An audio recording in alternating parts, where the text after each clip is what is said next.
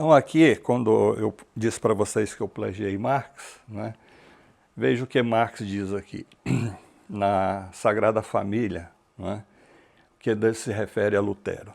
E isso aqui, eu vou fazer um pequeno comentário também sobre isso aqui. Lutero venceu efetivamente a servidão pela devoção, porque ele se revolta, né, ele contesta, né. Então, ele vence, não é, a servidão pela devoção, pela fé, porque substitui pela servidão da convicção. Ou seja, aquele que tinha se liberto pela devoção, pela fé, da servidão, ele traz essa servidão para o seu cérebro, para a sua convicção. Acabou com a fé na autoridade, porque ele contesta essa autoridade abertamente. Porque restaurou a autoridade da fé, ou seja, a autoridade existente da igreja, dos príncipes, dos potentados, dos ricos, não é? Ele contesta essa, porque para contestar essa autoridade, ele o quê? Ele afirma a autoridade da fé. E aí veja, a autoridade da fé significa a autoridade do indivíduo que tem o direito e o dever de comunicar-se com as palavras divinas através da Bíblia, traduzida para o germânico, para o alemão, não é? Converteu os sacerdotes em leigos. Ou seja, com essa reforma protestante, os sacerdotes abandonam os monastérios, mas se transformam em leigos, porque tinha convertido leigos em sacerdotes. Ou seja, qualquer um que tem oratória, que tem argumentação em torno da Bíblia, que fala em torno do livro sagrado que é a Bíblia, pode abrir em qualquer parte da periferia, em qualquer parte, um templo dedicado à fé, né? E tendo a Bíblia como o elemento, como esse instrumento. É só hoje, isso aqui prolifera muito rápido nesse período pela Europa, e hoje continua proliferando. É só você sair por aí na periferia da cidade que tem qualquer espelunca lá, de repente tem lá templo da fé, não é? Então isso significa que ele converteu os leigos em sacerdotes. Libertou o homem da religiosidade extrema, que era o quê? Imposta pela igreja, pelo misticismo, porque instituiu a religiosidade no interior do homem. Veja, uma mudança significativa, uma mudança existencial profunda, não é? Porque a fé não é mais determinada externamente, ela passa a ser interna, não é? E o contato e a reafirmação dessa fé é a leitura da Bíblia. Emancipou o corpo das cadeias, porque carregou de cadeias o coração, né? Isso é até poético, não é isso? Essa afirmação do Marx. E eu coloquei isso aqui porque Lutero, eu não vou tratar muito sobre isso, Lutero, quando se afirma como um reformador, ele faz críticas radicais, depreciativas, destrutivas aos judeus. No início do século XVI, já possuía alguns importantes centros comerciais. Augsburg, Nuremberg, Erfurt, que é onde vai circular fisicamente Lutero. E certo desenvolvimento industrial. O desenvolvimento industrial aqui eu estou dizendo na sua fase artesanal, né? Entretanto, o desenvolvimento da produção nacional dos estados prussianos, que formaria a Alemanha, não pudera alcançar os outros países. Por exemplo, Inglaterra, que é o exemplo clássico aqui, né, do desenvolvimento industrial. A agricultura era muito inferior à da Inglaterra e dos Países Baixos. E a indústria era inferior à indústria da Itália, de Flandres, da Inglaterra. Sua população, esse dado aqui é importante, sua população era escassa e concentrada em poucos centros econômicos, sendo que a maioria encontrava-se dispersa pelo campo e em pequenas cidades e aldeias, que aqui no Brasil nós chamamos povoados, em termos pejorativos, currutelas, não é? Aqui não tem muito mais povoados e currutelas, mas era muito comum nesse período, que era uma forma de sobrevivência dessa população camponesa, reunir-se em aldeias, não é? Em condições típicas da Idade Média. O campesinato encontra-se disperso e isolado do mundo exterior. Veja, pouca circulação das ideias, da circulação de pessoas, a não ser através do comércio, né? Estabelecendo relações puramente locais e bastante limitadas. Aí vem aquela ideia que eu comentei com vocês de comunidade, né? Então isso aqui dá o que? Essa identidade nessas aldeias, há uma identidade que são poucas famílias que estabelecem relações de parentescos, né, e de proximidade entre si, não é?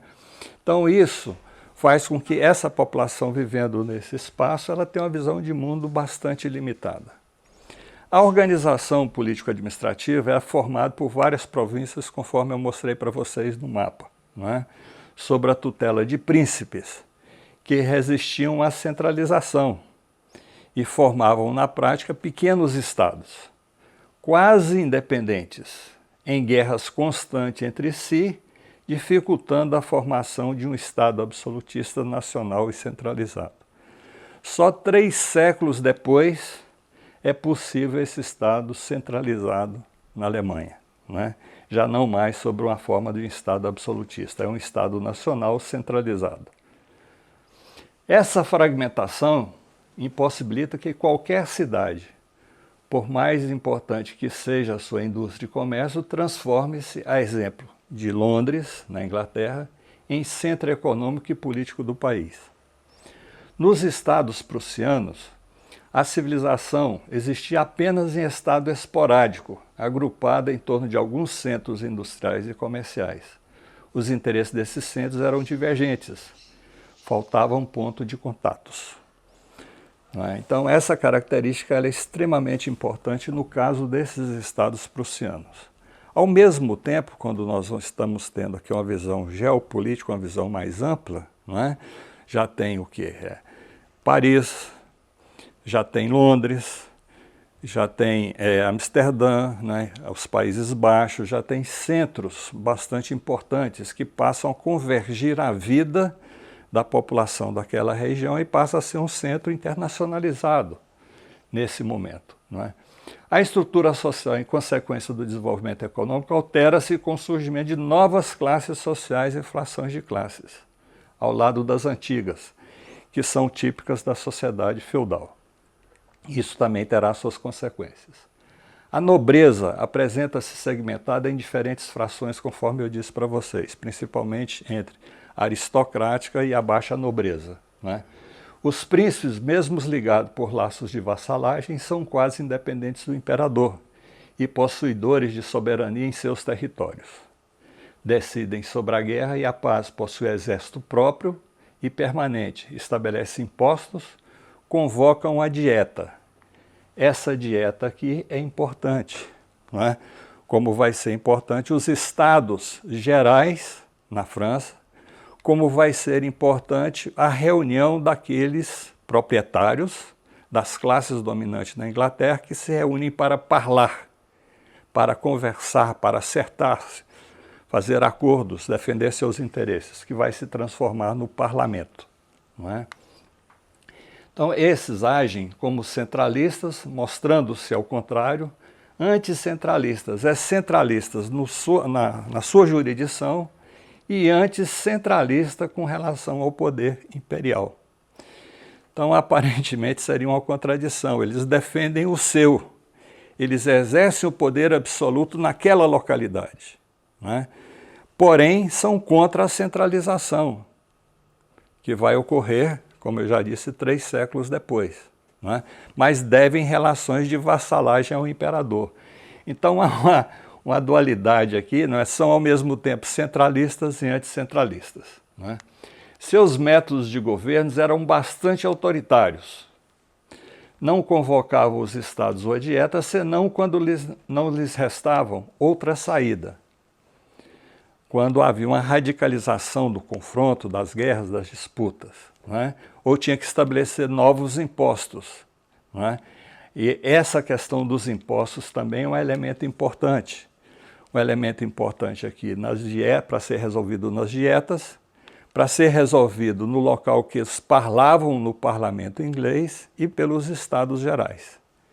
E que esses espaços são espaços que vão deflagrar, responsável por deflagrar revoltas e revoluções. Né? Senão, quando ele permitiu, o direito de estabelecer impostos permitia-lhes isentar o clero e os cavaleiros dos tributos. Ou seja, o clero não pagava imposto e nem a nobreza, não é?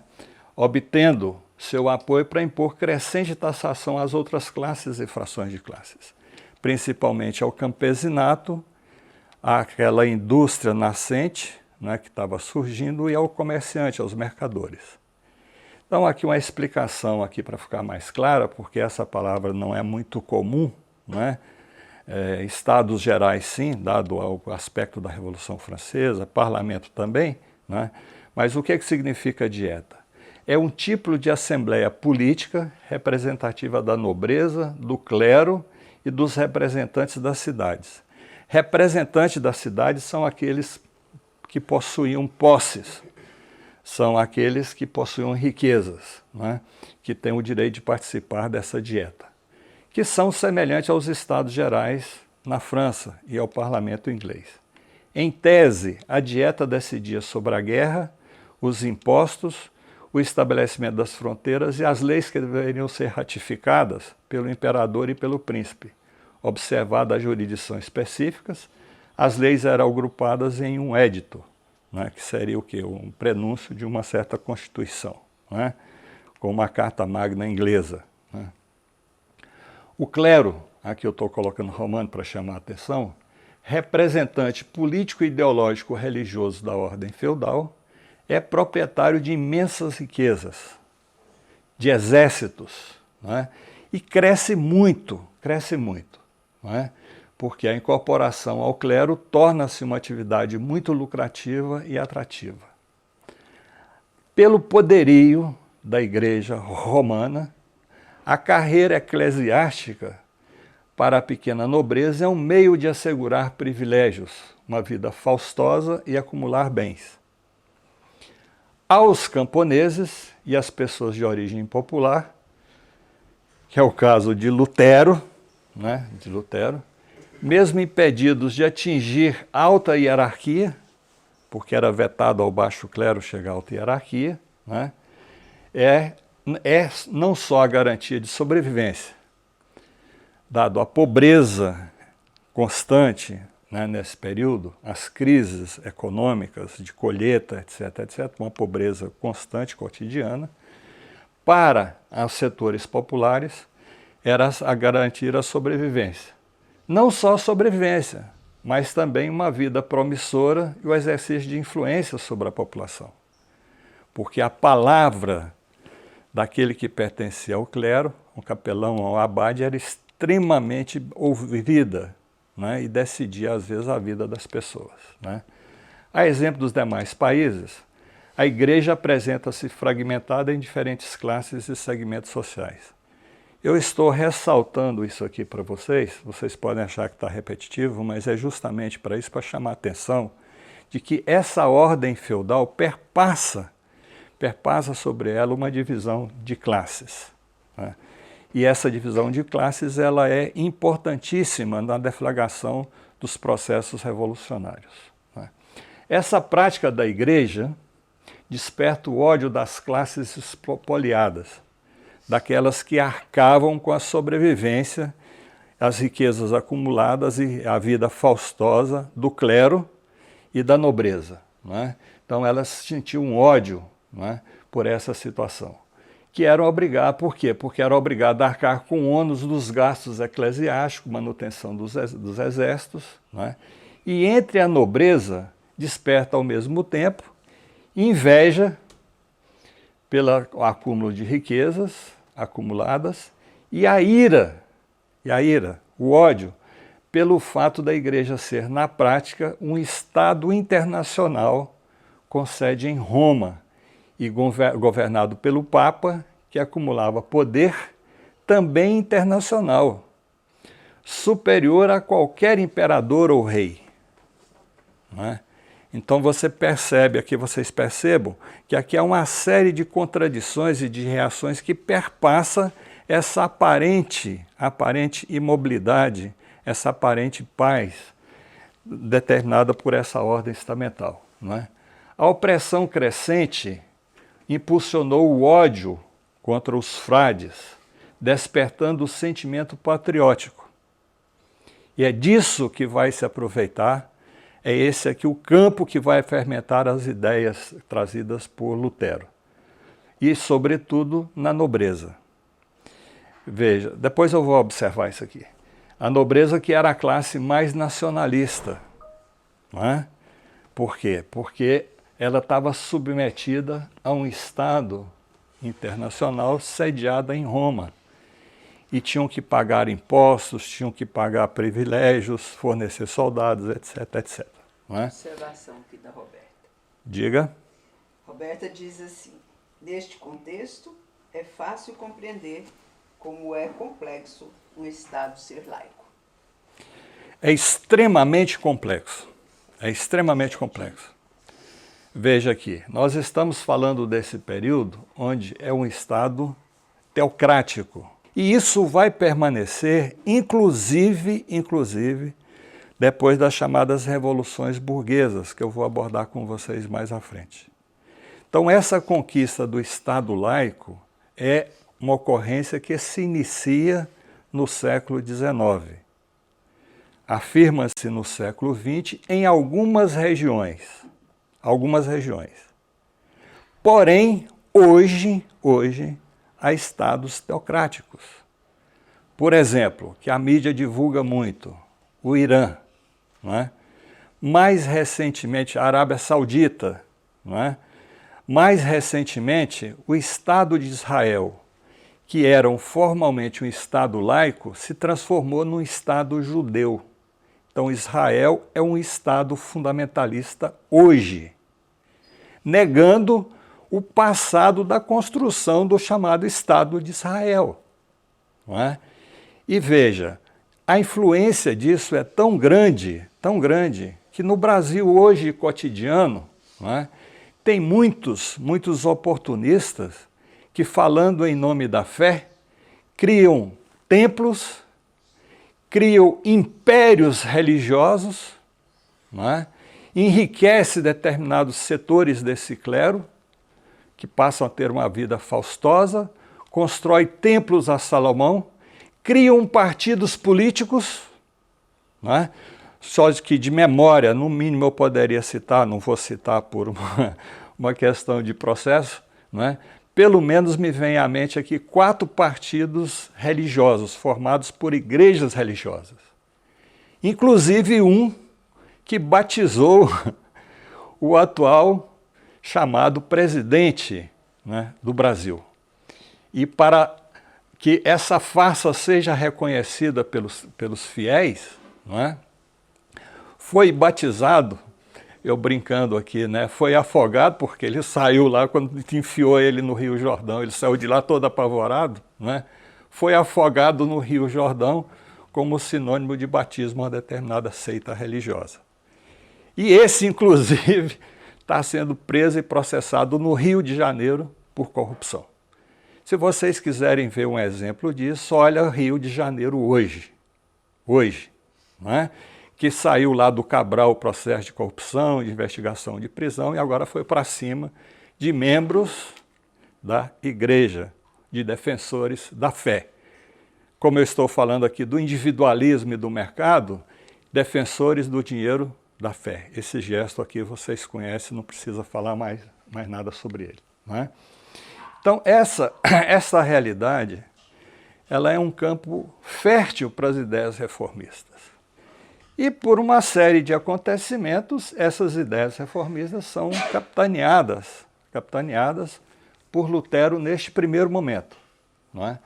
Essa grande maioria da população aqui é formada pelo campesinato, está disperso pelo campo, pelas aldeias, é oprimido, explorado, submetido a pesado ônus pela nobreza, de sustentação de toda a estrutura social. E, claro, aqui pelo Vaticano também, pela Igreja Romana. Não é? E essa população é obrigada a estabelecer relações com a cidade. Quando ela faz isso, ela é ainda explorada pela burguesia nascente. Não é? Então, mais um elemento de contradição aí. Não é? Então, veja, o campesinato é oprimido, explorado em vários sentidos. Uma exploração aqui é extremamente pesada sobre o campesinato. Além disso, tem as intempéries, tem as pestes, não é?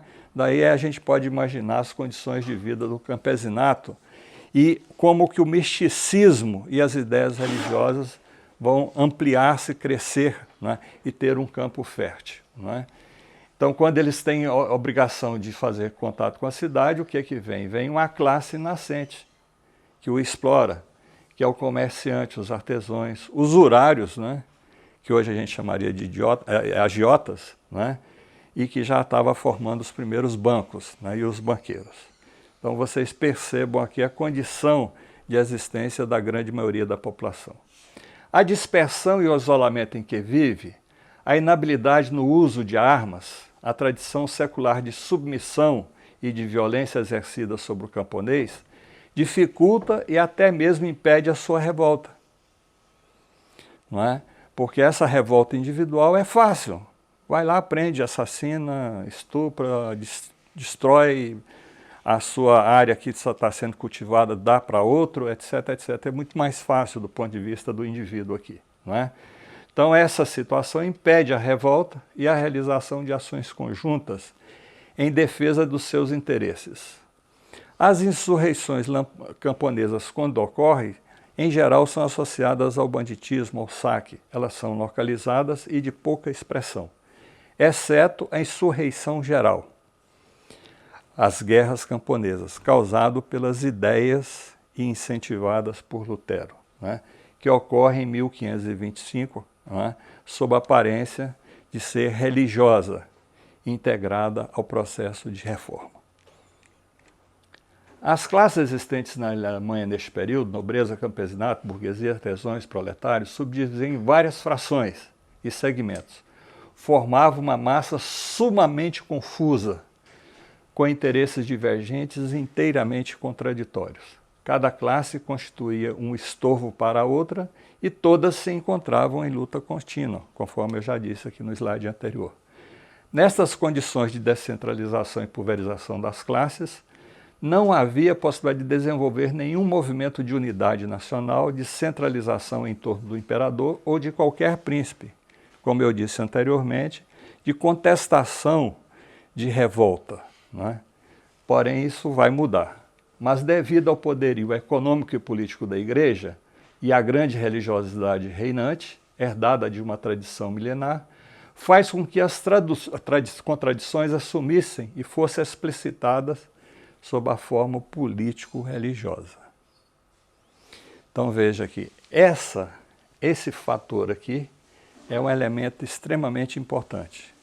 Eu coloquei político, sentido amplo de política. Política é o poder de influenciar, de capacidade de determinar o comportamento de outros.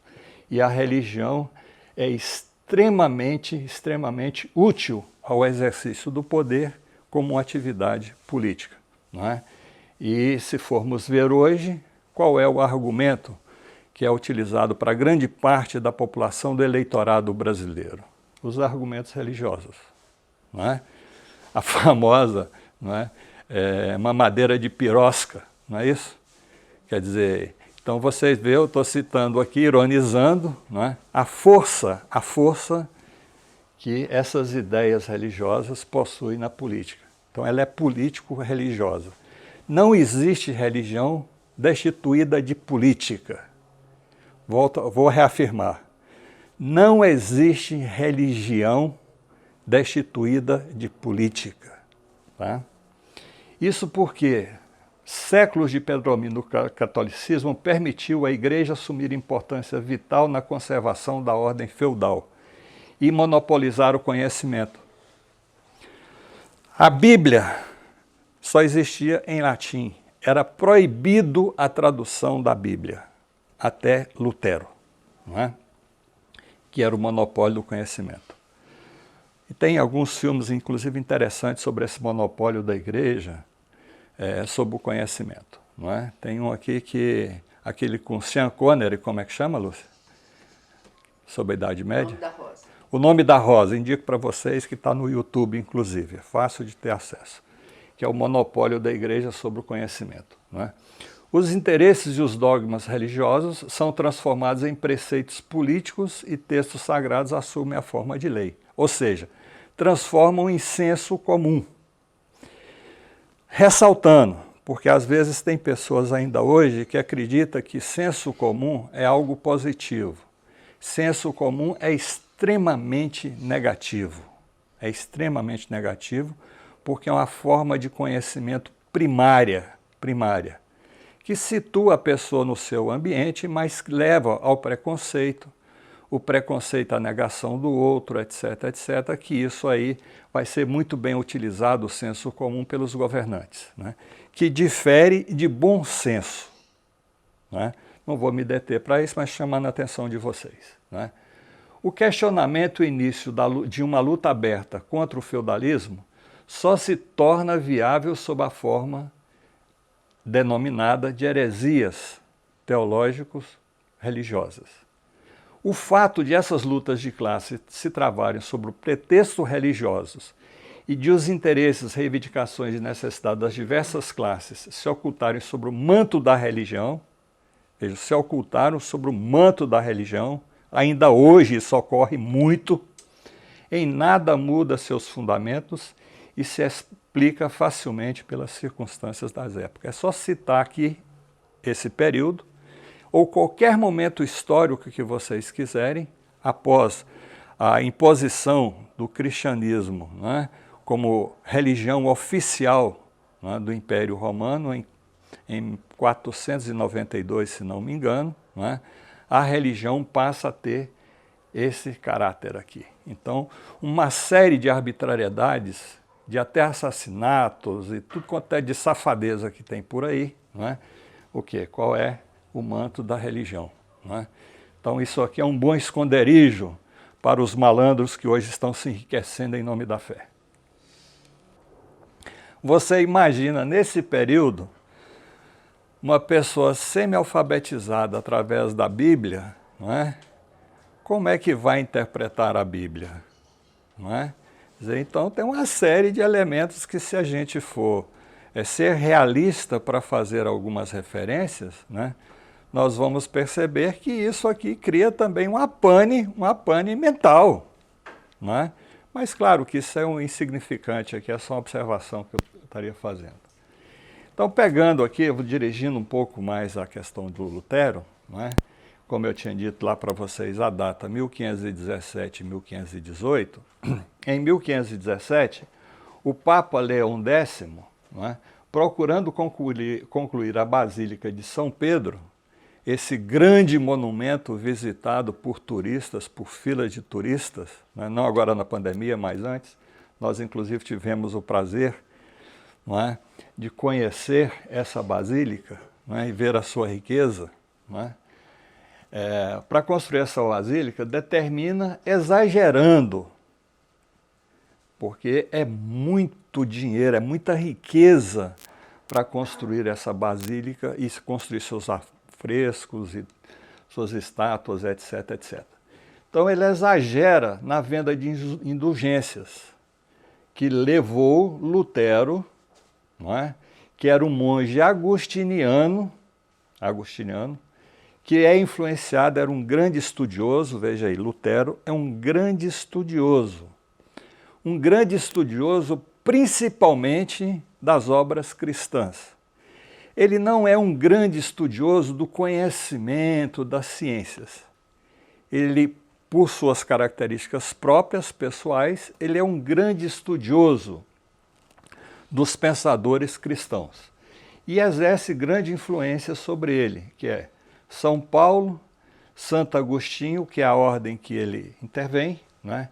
E, veja, Erasmo de Roterdã, que só não veste a batina, né, pelas circunstâncias em que ele vivia, né? Diria assim, ironizando, né? Erasmo de Roterdã, que escreve Elogio à Loucura, etc., etc., ele era um abade sem a parafernália, não é? Então, isso aqui, influenciado por essas ideias que são cristãs, ele faz as suas primeiras críticas públicas aos dogmas e às instituições da Igreja e a se opor à escandalosa venda de indulgência.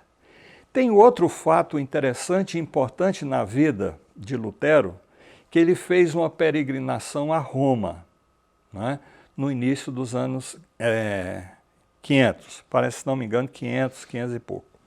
Ele vai a Roma, porque ele era uma pessoa extremamente mística e pela formação desde a infância, não é, ele traz em si uma grande preocupação com a salvação, não é, que era o centro do argumento sobre o campesinato, aos setores populares, é que eles poderiam ir para a danação do inferno ou ficar purgando pelo purgatório, não é?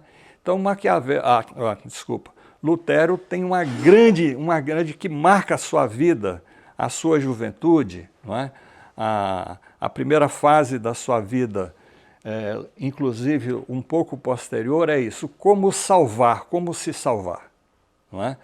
Porque ele tinha um grande medo da morte e da morte ir para o inferno. Esse é um centro, não é? E isso é, claro, típico de uma pessoa mística, não é? E quando Lutero vai a Roma, não é, ele esperava encontrar a cidade eterna, a cidade da salvação, porque era muito comum, não é, as pessoas os fiéis irem para Roma em busca da salvação. E o que ele encontra em Roma? Não é? Ele encontra em Roma, segundo ele vai dizer mais tarde, Sodoma. Vocês sabem o que é Sodoma bíblico, né? Sodoma e Gomorra, né? Muita opulência, muita riqueza, prostituição, cidade muito dinâmica, muita pobreza. E ele se decepciona com aquilo que ele vê. Se ele já tinha uma preocupação da salvação, da sua salvação após a vida, não é? Ele vê que Roma não é a cidade eterna, não é a cidade da salvação que leva os peregrinos a Roma, não é? Então, veja, é um acúmulo de fatos históricos da sua vida que vai levá-lo aqui, em 1517, a contestar abertamente o Vaticano, não é? E é esse elemento aqui que radicaliza, porque até então ele não contestava, não é, o Vaticano, não contestava os ensinamentos papais, não é? Mas quando chega a essa situação de exagero de venda das indulgências, aí ele se revolta. E ele vai o quê? Vai criticar abertamente essa igreja, não é?